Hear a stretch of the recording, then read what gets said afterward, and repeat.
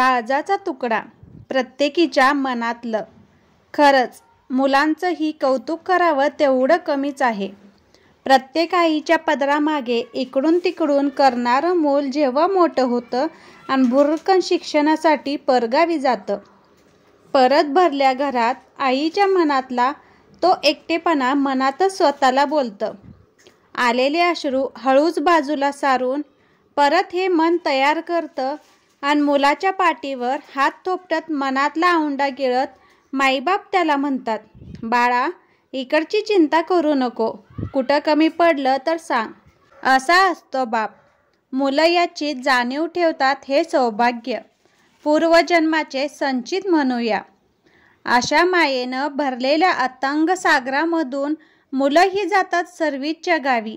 संस्काराने वाढलेली असली की मुलांची भविष्यात कधीच कुठेही काळजी करावी लागत नाही. सहजच मुलंही सुट्टीसाठी आपल्या आईबाबांकडे येतात. बऱ्याच दिवसांनी समक्ष भेट होते.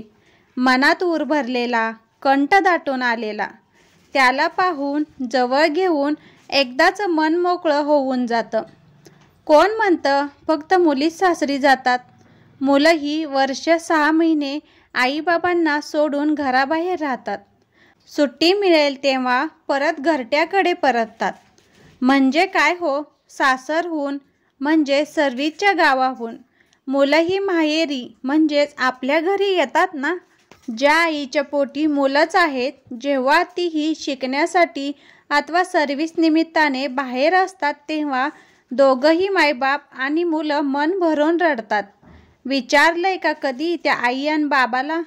जेव्हा मुलं ही बऱ्याच दिवसांनी घरी परतली की आईचाही जीव जशी माय आपल्या मुलीसाठी म्हणते, झोप थोडं, तसंच मुलाची आई म्हणते, उठू नकोस लवकर, झोप बाळा थोडा वेळ, रोज माझं लेकरू थकून जात असेल. आई मायेचा हात फिरवत हळूच पांघरून घालते. ही ममत्वाची ओली चादर आणखी नातं घट्ट करते. खरंच कोणतीही मुलं कठोर नसतात हो. कसं? चला पाहूयात मग. लावलेले संस्कार. सुट्टीला 2 दिवस आलेली मुलंसुद्धा पहा. दुपारी सहजच रोजची कामे आटोपून थोडासा थकलेल्या जीवाला डोळा लागतो न लागतो आणि 2 दिवसासाठी आलेली मुलंसुद्धा आईसाठी गरम गरम चहा, कॉफी करताना दिसतात. थंडगार पाण्याचा ग्लास घेऊन हळूच आवाज देत उठवतात. आई, ए आई असं म्हणत पाहते तर काय, हातामधला ट्रे ठेवत, बघ मी तुझ्यासाठी काय बनवले, उठ.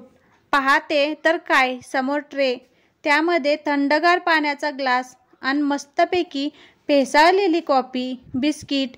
हे दृश्य पाहून टचकन डोळे भरून आले. मनात क्षणभर आनंदही झाला आणि थोडीशी खंतही. खंत कशाची? मुलीची जागा एका क्षणापुरती का होईना भरून निघाली. मुलांनाही मन, भावना असतात हो.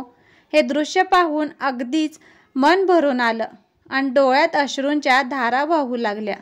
कोण म्हणतं फक्त मुलीलाच दया माया येते? मुलांच्याही हृदयात ईश्वराने ममत्वाचं, आपुलकीचं एक स्थान दिलेलं आहे. हे आपणच दिलेल्या संस्कारामधून असं चित्र समोर उभं राहतं. मुलंही मुलीसारखीच 2 दिवस येतात. वाळले कपडे लगेच आपल्या बॅगमध्ये भरतात.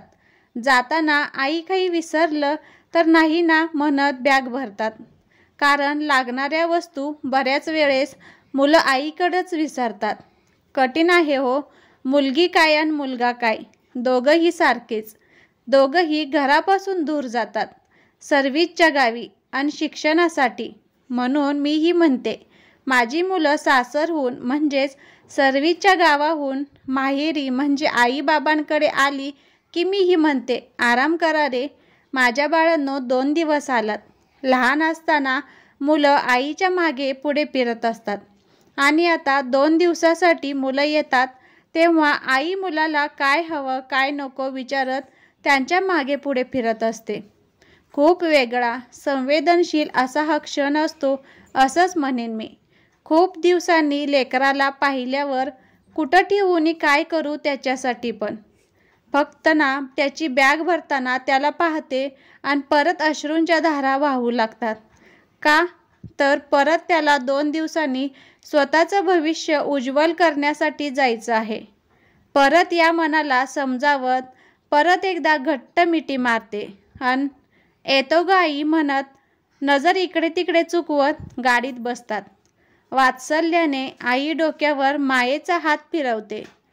ही 2 दिवसाची मायेची एनर्जी घेऊन मुलंही आपल्या कामासाठी निघतात.